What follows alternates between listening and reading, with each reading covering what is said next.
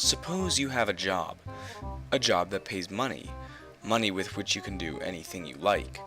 You do not particularly like this job, but you decide to work it anyways for personal reasons. One day, your manager tells you that you have to be put off for some potentially made-up reason. Instinctively, depending on the specifics of the job nature, the hours, the people, the requirements, the pay, and so on and so forth, you may find yourself saddened that you are now out of a job that works for you and seems fair. Alternatively, you may find yourself relieved, even excited that you no longer have to work in such a dreaded place ever again as long as you live. Of course, if the latter were the case, an underlying question would be why you didn't quit ages ago, but no matter, the deed is done and you feel the way you do about it. You feel some emotion affiliated with what just happened.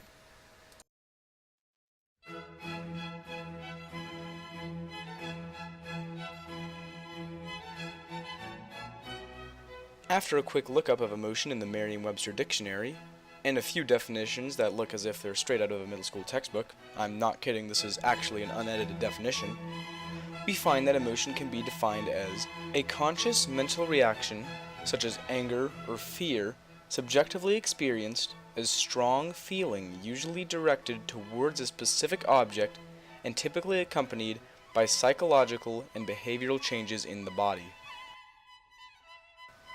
Further looking into the topic on the Internet Encyclopedia of Philosophy, it adds, in short, that emotions are reactions to stimuli and not the other way around.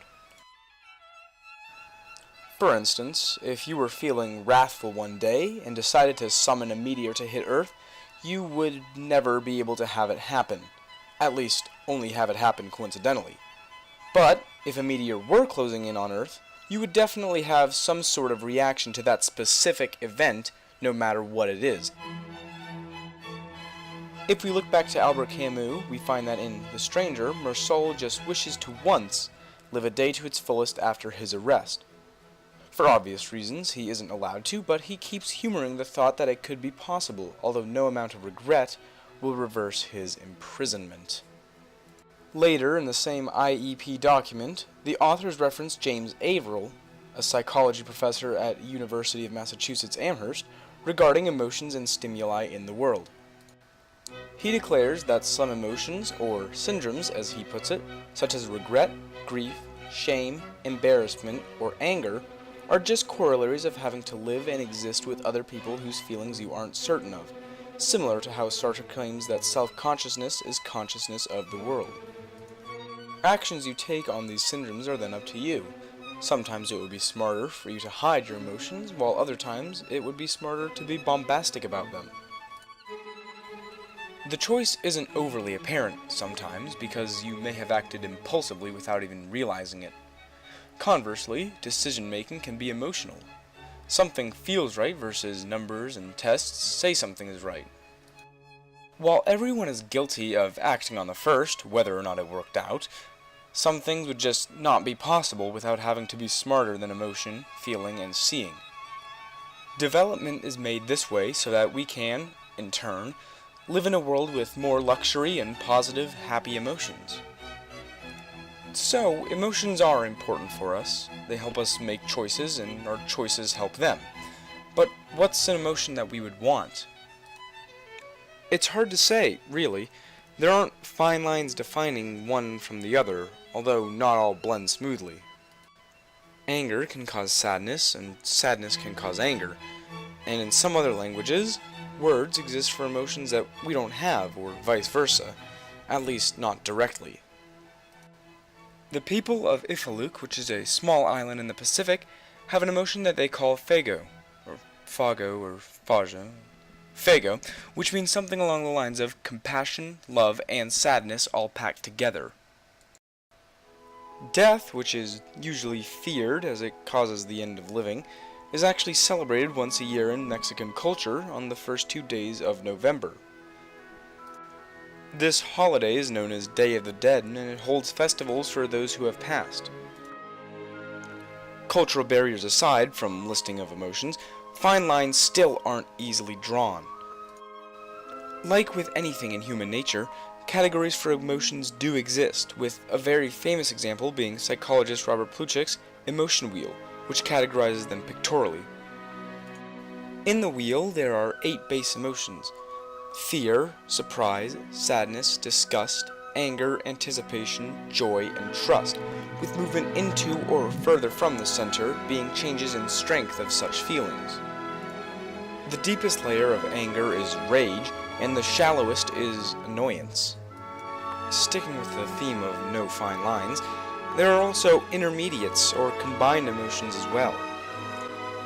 Joy combined with anticipation yields optimism, and surprise with fear yields awe.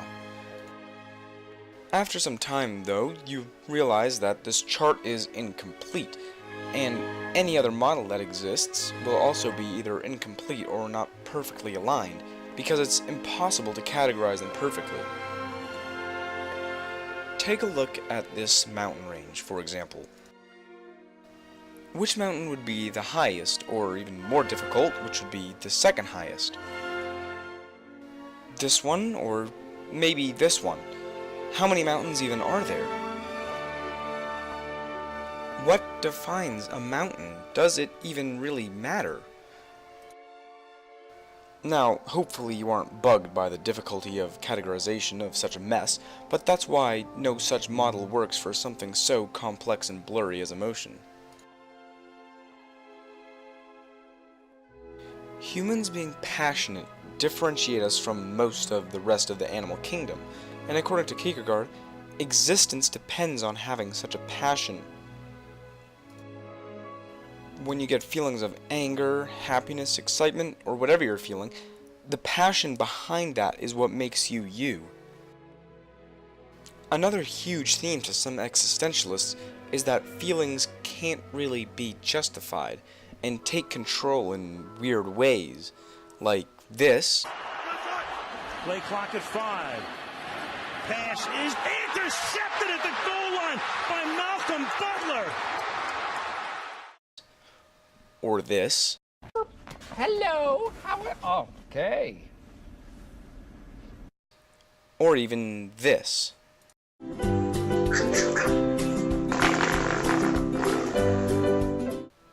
This sort of goes back to the impulse buying example and how you don't know why you feel the need to buy something, unless of course the item is on a great deal.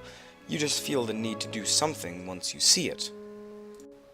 Maybe the thought of that scares you, that you can get hit by something inside your own head that can cause you to make life-changing decisions.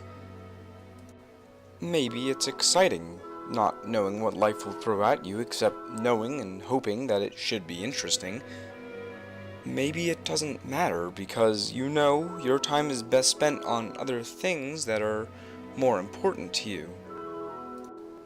Speaking of which, maybe you're on your phone right now doing what you deem as more important and are just now looking up as I got your attention. In any case, whether or not you let this presentation affect you and to what extent is your choice for your life.